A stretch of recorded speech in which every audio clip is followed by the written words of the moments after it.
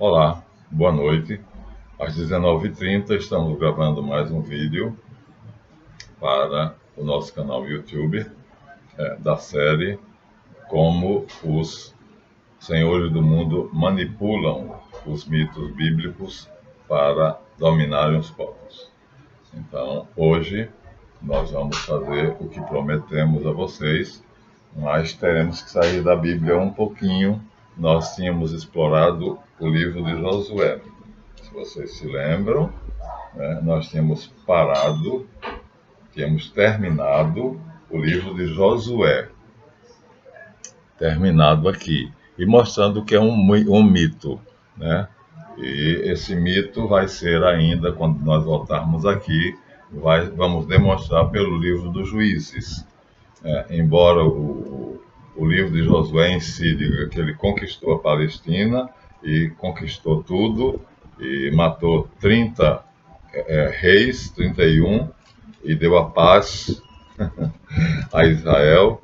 Então já vimos que a carta aos Hebreus cristã, né, portanto escrita 1250 anos depois de Josué, nega isso, e nós vamos agora mostrar pelo livro dos Juízes, que é o que vem depois de Josué, vem o livro dos Juízes. Nós iremos mostrar, através do livro dos Juízes, que Josué não conquistou a Palestina.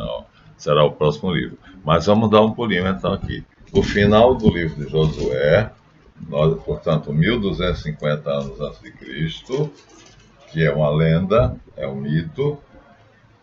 Nós vamos, senão ele seria o maior genocida da história, nós vamos então dar um pulo até 1884, depois das guerras napoleônicas. E depois nós voltaremos aqui, tá bom? Então, vamos fazer um corte, vamos dar um corte no nosso filme e vamos sair de 1250 a.C. para 1848 depois de Cristo. É um grande pulo, viu? E vocês terão que me acompanhar nesse pulo, e nós vamos mostrar a vocês, então, a reencarnação de Josué. Então, vocês acreditam em reencarnação? Bom, eu tenho cá minhas reservas, já sou cristão, mas aqui está a reencarnação de Josué. Olha, deve ter sido muito parecido com ele. Devia ter essa barba, só devia ter mais cabelos. Então, esse homem é a reencarnação de Josué. Assim eu considero. Supondo que eu fosse espírita e acreditasse na reencarnação, eu tenho uma teoria própria para a reencarnação. O nome dele é Theodore Herzl. Então, Theodore Herzl é a reencarnação de Josué. Vai ser o nome desse capítulo. Aqui nós temos uma pequena biografia dele, vou ler para vocês. Theodore Herzl, de 1860 a 1904, nasceu em Budapeste, estudou em Viena. De 1891 em diante, dedicou-se à literatura e ao jornalismo, portanto, foi literato e jornalista. Teve uma educação francamente assimilatória, ou seja, muito ligada à cultura ocidental. Mas os preconceitos que encontrou nos meios universitários da capital austríaca, Viena, convenceram-no de que a assimilação não dependia da vontade dos judeus, ou seja, o judeu ser tratado como todo mundo não dependia dos judeus. Ele convenceu-se disso. Mas dos cristãos, em cujo ambiente tentavam viver sem discriminações, mas elas existiam. Daí em diante foi empolgado pela ideia da necessidade dos judeus criarem seu próprio lar. Olha só. Então chegou à conclusão de que era impossível a convivência entre judeus e cristãos. E aí, na Universidade de Viena, onde se formou em jornalismo, então ele chegou à conclusão que era sempre discriminado. Então daí ele supôs que era impossível, né? Então não dá para conviver judeus e cristãos. E hoje nós estamos aqui vendo que é perfeitamente possível, né?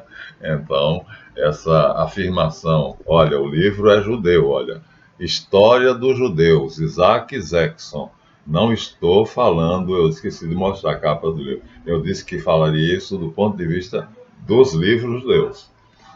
Então, como ele chegou a essa conclusão, se o mundo inteiro convive com os judeus hoje, né? Houve períodos de intolerância, houve, né? Houve período de antissemitismo, houve, mas nessa época, em 1860, Napoleão Bonaparte, em 1810, mandou construir a maior sinagoga da França. 1810, Napoleão Bonaparte, imperador da França, mandou construir a maior e mais luxuosa sinagoga da França. E deu aos judeus toda a liberdade que eles poderiam ter. Aí, como é que agora Theodor Herzl, em 1860, 1810, Napoleão Bonaparte, 1860, 50 anos depois, ele chega à conclusão que é impossível conviver com os cristãos. Vocês vejam a mentira, a canalice, né, a patifaria que é a propaganda sionista. Está aqui, então, isso é estudado pelos judeuzinhos nas escolas dos judeus. E aí eles são formados para odiar nós, para nos odiar, claro, né? Então, vejam bem, não posso repetir, não preciso, né? 1810, Napoleão Bonaparte constrói a maior e mais luxuosa sinagoga da França e doa aos judeus. Ora, os franceses estão ali e os judeus convivem pacificamente, né? E Napoleão vai ser uma peça importante na Revolução Francesa, que vai dar aos judeus um golpe muito grande nos semitas e vai tornar os askenaz, que são inimigos mortais dos semitas, os donos do mundo. Então, aí, aqui não tem sentido nenhum, né, o livro dizer que ele, na Universidade de Viena, em 1860, ou seja, 50 anos depois de Napoleão Bonaparte ter provado que o que mais os franceses queriam era a assimilação dos judeus, ele chega à conclusão, olha que mentira cabeluda e fácil de reconhecer, né? Pega na mentira, corta o rabo dela. Então, ele chega à conclusão que é impossível conviver cristãos e judeus. Mas o problema dele não vai ser com cristãos, porque o que nós vamos ver é que ele vai dar continuidade à obra de Josué, ou seja, vai conquistar Canaã. Ele vai conquistar. Por isso que eu disse, ele é a reencarnação. Então, parte de uma mentira. Ele estuda na Universidade de Viena, na Áustria, que é o país mais cristão da época, e se forma em jornalismo. E aí ele chega à conclusão que lá ele é sempre discriminado. E aí vai chegar à conclusão de que é impossível conviver entre os cristãos 50 anos depois de Napoleão ter oferecido aos judeus a possibilidade de serem tratados a pão e mel. Então, são assim, os sionistas são assim, mentirosos. Aí ele foi empolgado pela ideia da necessidade dos judeus criarem seu próprio lar, de preferência na terra dos seus antepassados, a Palestina. De preferência na terra de seus antepassados. Olha, tudo o que fizemos até aqui nos vídeos anteriores foi provar que a Palestina não foi, nunca foi a terra dos antepassados dos judeus. Não foi esse nosso trabalho nos vídeos anteriores. Provamos pela Bíblia que isso é uma grande mentira, é uma grande mitologia. Ele vai se apropriar dessa mitologia. Ele vai fazer uma propaganda enorme, ele vai escrever livros e vai convencer, olha, por incrível que pareça, ele vai convencer o mundo inteiro de que não há possibilidade dos judeus conviverem com outros povos. Eles têm que viver isolados. Ele vai convencer isso. Minha gente, olha, é uma esquizofrenia. Seria a mesma coisa que nós cristãos querermos que o mundo inteiro acreditasse na infalibilidade do Papa. Seria a mesma coisa que os árabes imporem ao mundo inteiro a ideia de que só merece viver quem acredita em Alá, que Maomé é o seu mensageiro, o profeta, e o seu culto é obrigatório. Quem não tem essa crença não merece viver. Então os muçulmanos deveriam matar, essa é a base deles.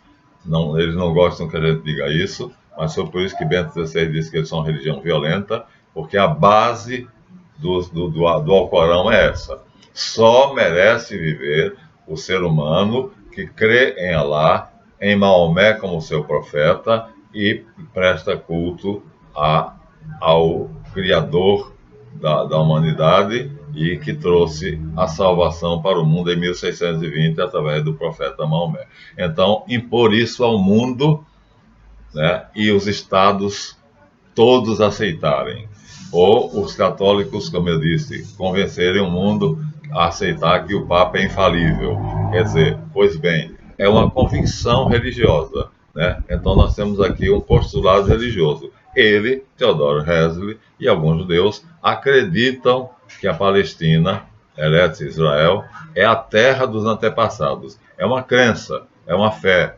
Não tem nada contra isso, né? Eu tenho fé em muitas coisas que o mundo não é obrigado a ter. Para mim, Jesus é o Cristo, mas para o judeu é Moisés, para os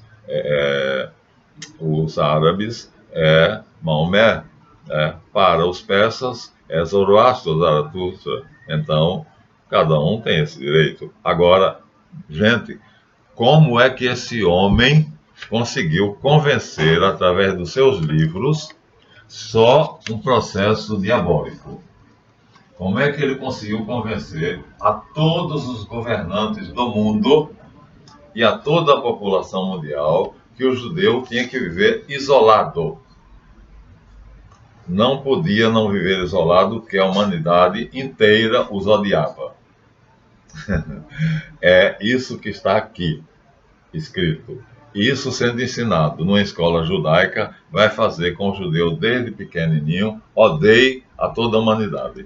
Então, essa é a obra, né, da educação dos judeus. Esse é um livro de Isaac Zexon, usado na escola judaica. Então, aqui está o retrato, né, da reencarnação de Josué. Só que ele vai fazer, de fato, o que Josué não fez. Então, vamos a antecedentes. Como é que ele chegou a isto? Bom, ele chegou a isto não foi sem ajuda. Então, nós sabemos que, eu prometi a vocês, que o ponto alto da nossa série, né, a manipulação dos mitos pela elite global para dominar os povos, seria a apresentação do primeiro anticristo, né? Não disse o nome dele, mas vou dizer. E aqui vamos mostrar dois. Mas vamos ver a Inglaterra. Então, nós estamos onde? Nós estamos no ano de 1848, portanto, depois que estabilizou-se a França, depois que Napoleão foi para a Ilha de Elba, depois que o Luís XVIII voltou e, em suma, estabilizou-se a situação na Europa. Aí o que acontece? Apazigou-se o mundo. E aí na Inglaterra, a página é 56, após ser concedida a igualdade política aos católicos, a medida foi estendida aos judeus. Olha só, olha a contradição. Ele diz que os judeus não podiam, eram discriminados em todos os lugares. Entretanto, em 1848, está aqui em letras graúdas, o apaziguamento, né? Então, 1848, o apaziguamento, está aqui a palavra apaziguamento, né? Então, está dito por eles mesmos, Isaac Zexon, que na Inglaterra foi o primeiro país a conceder igualdade política a católicos e judeus. Então, não havia discriminação. Então, Theodor Herzl foi um grandíssimo mentiroso. Mas é com essa mentira que ele vai fazer o que Josué não fez: conquistar Canaã, já com o nome de Palestina.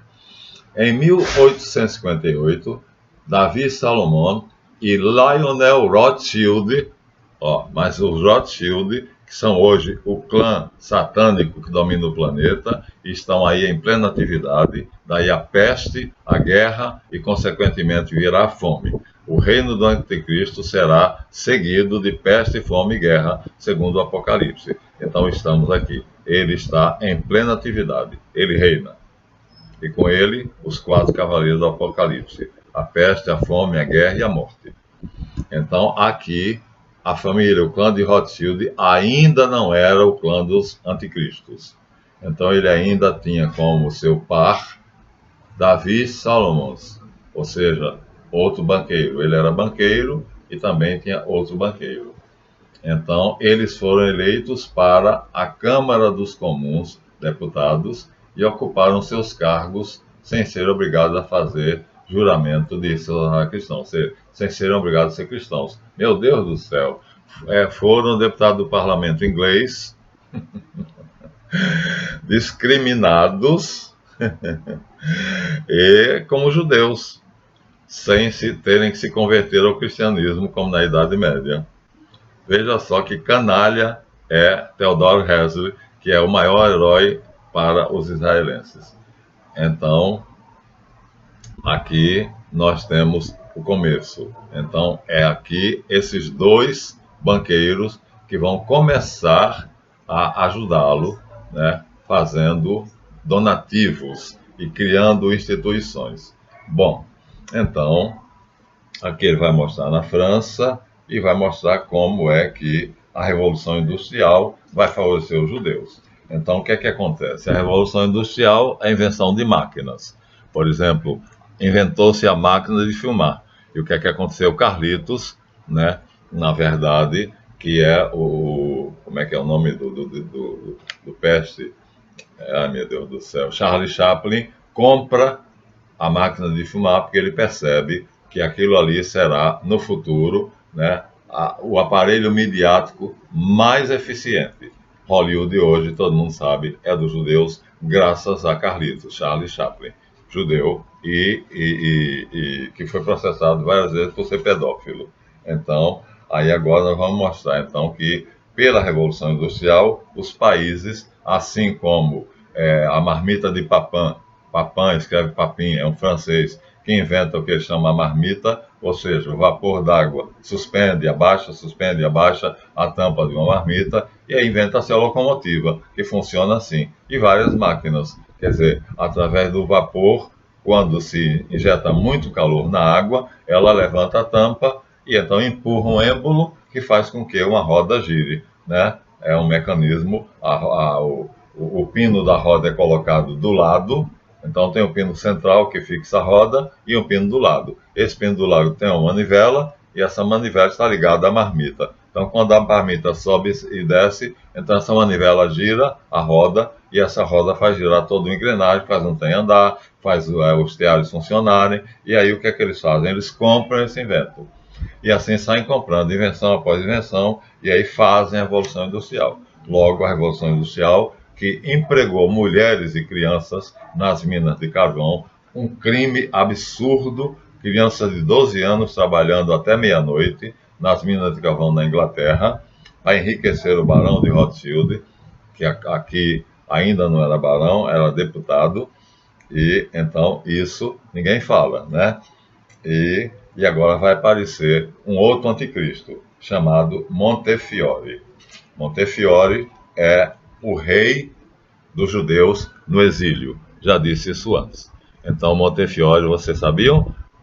Nós temos um rei judeu no exílio, ou seja, enquanto ele ainda não mostra a cara. Então, quando ele mostrar a cara, então ele será o rei do mundo. Mas já é. Vou mostrar a vocês, né, isso através de dois volumes de M.S. King, Planeta Rothschild. Né? Então, aqui nós temos Montefiore, que é o rei dos judeus no exílio. Ou seja, se ele é rei dos judeus, então ele é um anticristo. Por quê? Porque o rei dos judeus é Jesus Cristo, né? Ou Deus, Javé. Então, na medida em que há um rei dos judeus, então ele usurpa o lugar de Javé e passa a ser, Javé é o Cristo cósmico, ele passa a ser, então, o anti-Messias. Aí acontece o seguinte, né? O czar da Rússia recebe uma proposta, né? As nações deveriam se juntar para fazer a comunidade das nações, o que hoje é as Nações Unidas. E aí o czar Nicolaus Alexandre II se recusa. E aí é assassinado. Por quem? Bem, aqui não está dito, mas eu acho que não é difícil vocês usarem a inteligência saber quem é que tem esse interesse, porque a Rússia agora não é mais a Áustria, agora é a Rússia o maior país católico do mundo, é a única que não toma dinheiro emprestado dos bancos, é a Rússia, país completamente independente do sistema bancário que vai dominar o mundo, então ela não precisa do dinheiro dos bancos. Então o czar Alexandre I é assassinado, covardemente, com toda a sua família.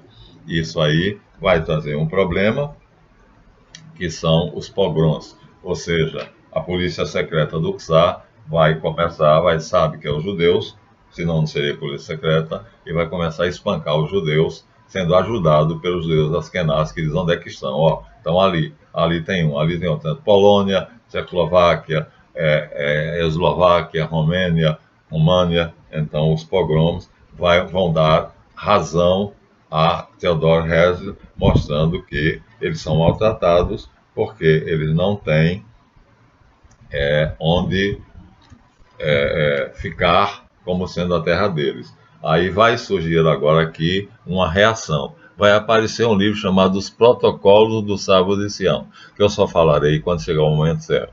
Por enquanto, não. Eles dizem que é um livro falso, copiado de um livro chamado Diálogos de Mefistófeles no Inferno. Eu vou mostrar a vocês o livro, numa edição Princeps italiana, e vou dar a história do livro. Então, nenhum judeu venha me dizer que os protocolos são obra apócrifa, porque ele vai se dar mal. Vai se dar mal comigo, né? E então, nós vamos agora mostrar os antecedentes do sionismo. Então, nos antecedentes do sionismo, nós temos aqui as pessoas mais importantes. Os Rothschild vão entrar, vão se tornar o grande clã, mas ele começa fazendo uma revisão com quem ele vai mostrando que os judeus sionistas começaram com a saída do cativeiro da Babilônia. Então, aí, quem é que faz isso? Olha só, o primeiro anticristo. Então, vou mostrar para vocês. Então, está aqui agora o primeiro anticristo. Ali nós mostramos né? O Marquês de Montefiore. Aqui nós vamos mostrar a vocês o primeiro anticristo. Está na Bíblia, que coisa incrível. Então, a Bíblia, entre os livros canônicos, tem 4 livros que são do anticristo. O primeiro anticristo. Então, primeiro e segundo livro de Crônicas, onde o canalha desconstrói a genealogia do sumo sacerdote, que no exílio era Josuá, filho de Josedeque. Ele vai escrever as crônicas, a genealogia, desconstruindo, ou seja, falsificando os descendentes de Josué e Josedeque, e falsificando também a descendência de Zorobabel e Salatiel, que são descendentes de Davi. Então o trabalho dele vai ser limpar o terreno, enquanto esses estão em Jerusalém, ele está na Babilônia, e ele vai fazer o livro das crônicas 1 e 2, para que ninguém saiba quem são os descendentes de Davi. Essa é a obra dele, lindíssima, de modo que quando você vai ler os livros, a genealogia de Jesus, não vai coincidir, os descendentes de Zorobabel e Salatiel não vai coincidir com o que ele dá no livro das crônicas, mas ele escreve o próprio livro dele. Então aqui está o livro de Esdras e Neemias. Este é o primeiro anticristo, Esdras. Então aqui ele aproveita que Zorobabel e Salatiel, que são os descendentes de Davi, estão em Jerusalém, foram reconstruir Jerusalém com o dinheiro de Ciro, conquistador da Babilônia. Ele aproveita a ausência dele para escrever esses livros, para fazer mais coisas ainda. Ele, não satisfeito com isso, o que é que ele faz? Ele convoca os judeus ricos e inteligentes do mundo inteiro. Outro livro judeu. Então ele convoca os judeus ricos do mundo inteiro, livres através do decreto de Ciro, ele então vai fundar, convoca os judeus ricos e vai fundar a ordem dos escribas, que Jesus Cristo vai lutar o tempo todo. Escribas e fariseus. Fariseus são candidatos a escribas, e escribas são os novos profetas. Acaba o profetismo no ano 500 a.C., e os escribas, no ano 430, passam a ser os sucessores dos profetas, segundo a mentalidade do canalha, do Esdras. Então aqui, nós vemos aqui agora, Bernardo Casper diz que os homens, os escribas, eram chamados os homens da grande sinagoga. Portanto, Esdras funda a ordem dos escribas e, na verdade, entre os judeus, eles são chamados os homens da grande sinagoga. Recal, em hebraico, sinagoga, a grande sinagoga. Recal quer dizer a grande sinagoga. A igreja de Satanás, segundo São João, o evangelista, no Apocalipse. Né? E os homens da sinagoga é que vão fazer o trabalho que Esdras quer. Eles vão fazer com que tudo seja falsificado. Ou seja, aquilo que ele fez ali no ano 430 a.C., então vai ser executado pelos homens da grande sinagoga. Não será a sinagoga de Satanás, a igreja de Satã. Então, aqui nós temos a obra deles, a antibíblia, a Mishnah, que é exatamente contrária à Bíblia. Vai desmentir a Bíblia, vai anular a Bíblia, vai dizer, portanto, que a Sagrada Escritura depende da interpretação dos escribas. Portanto, o que os escribas disserem será verdade. Como eu disse antes, se um rabino ou escriba disser tua mão esquerda é a direita e a direita é a esquerda, tu acreditarás. Então, ora, os escribas têm investigado principalmente a explanação do texto da Torá. A investigação do sentido oculto das palavras ou da tradição oral e das expressões morais, homiléticas e alegóricas. Transformaram a Bíblia toda em alegorias. Todas as histórias da Bíblia foram transformadas em alegorias. Bem, o primeiro sentido é alegórico, mas vamos ver os outros. Então, esse é o trabalho de Esdras. Então, chamada Grande Sinagoga, o nosso queridíssimo São João Evangelista chama a Sinagoga de Satanás. E Jesus diz, sereis perseguidos e presos pelas sinagogas. Então, assim, a lei oral, que é justamente toda a literatura da sinagoga, o Midrash, reivindica para si maior autoridade e força do que a Torá. Ou seja, a Bíblia passa a ter menos autoridade do que a Mishnah, que é a antibíblia. O texto diz assim, literalmente, aplica-se maior rigor à observância das palavras dos escribas, isto é, da tradição oral, Shebal Pé, do que a observância das palavras da Torá escrita, da Escritura. Está aqui, minha gente, está aqui. Então, olha só, aqui está a observação. Então, a antibíblia, a Mishnah, feita por Esdras e pelos escribas, que vai do ano 430 até Jesus Cristo, e vai ser a briga, vai ser essa, vai dar a antibíblia mais autoridade do que a Bíblia. E Jesus vai lutar por causa disso. Então, e aí, aí é que vai ser, a grande luta vai ser essa. Mas vamos pegar então o livrinho aqui e continuar. Então, o primeiro anticristo é Esdras, o segundo anticristo aqui é Montefiore, né? E aqui tem os antecedentes do sionismo, que ele volta ali a Esdras, e logo depois ele vai adiante mostrando a primeira tentativa de colonizar a Palestina no século XIX. Primeira tentativa de colonização, ou seja, a esquizofrenia dele agora já recebe ajuda. Aqui o livro diz que não, que ele não recebe.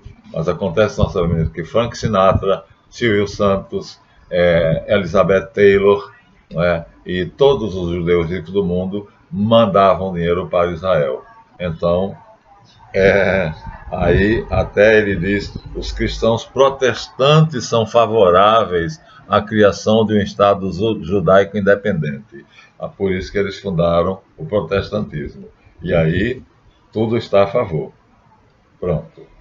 Então, ele vai fazer o que Esdras não fez. Aqui está o retrato do Peste, mais uma vez. Quando você chega em Israel, é obrigado a depositar uma coroa de flores no túmulo dele, honrá-lo e considerá-lo o herói, o grande herói. É a reencarnação de Josué. Não vou adiante, porque aqui foi só um pulinho, né, um parêntese, mas ele vai fazer o que Josué disse que fez, mas não fez.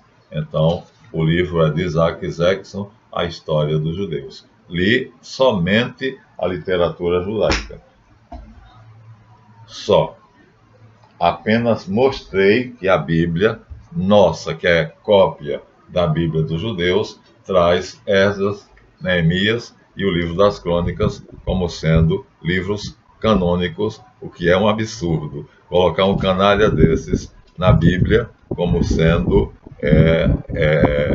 um livro sagrado é muito para minha cabeça, é demais, viu? É demais para minha cabeça. Então, como é que pode, né? E como é que pode esse filho de Satanás ter convencido o mundo todo, todos os governantes, de que essa esquizofrenia dele, né, é verdadeira. Ou seja, eles saíram da Palestina no ano 70 depois de Cristo, né, pelas legiões de Tito, expulsos por Tito e Vespasiano. E vão reivindicar isso aqui, ó, em 1848. Olha, assim, não existe lei internacional que dê esse direito a ninguém. E esse patife, satanicamente, com as armas de Satã, ele consegue convencer os governantes do mundo inteiro.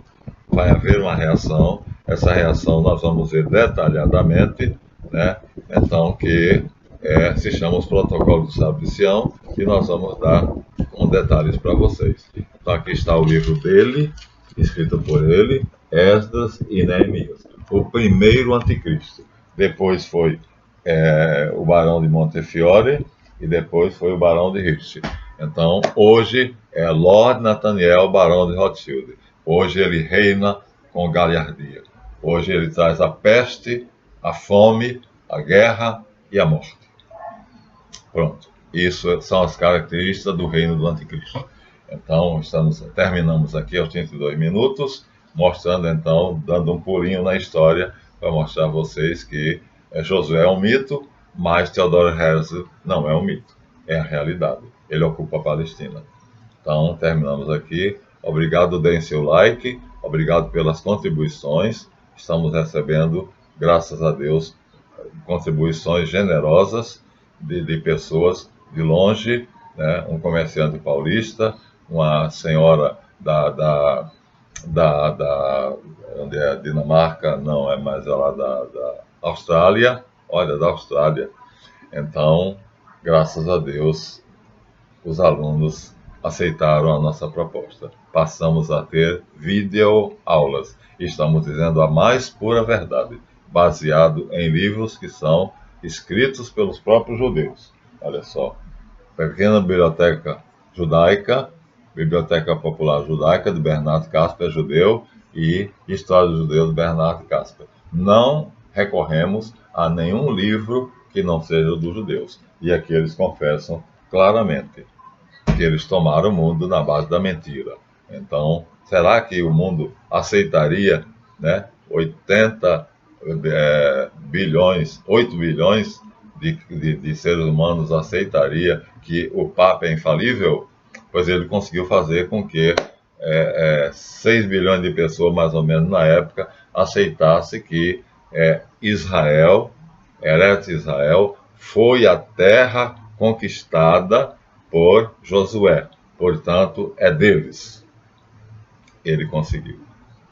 Então, só por artes diabólicas. Por outra maneira, não seria possível. A mentira, a canalice, a corrupção.